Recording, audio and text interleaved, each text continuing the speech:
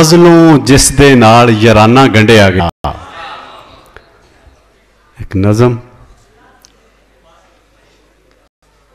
मैं किस तरह भुल असी उन्होंने जी आए आखदे साडे पूरे बहुत बड़े शायर ने और साडी जिंद जान नहीं जिंदे नच नहीं जिंदे नच नच नहीं नच नहीं जिंदे नच जिंदे नच ते दस नहीं जिंदे केड़ी। और तीसरी किताब मैं ते मलतास अंग्रेजी शायरी करदियां ने पर पंजाब नाल जुड़ियां पंजाबीयत नाल जुड़ियां ते पंजाबी नाल जुड़ियां ते पंजाबी विच शायरी करनी शुरू कर दी।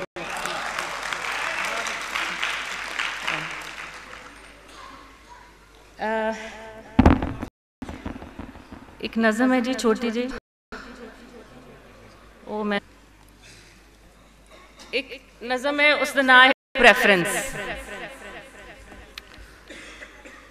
तेनू चेता है तू सा परे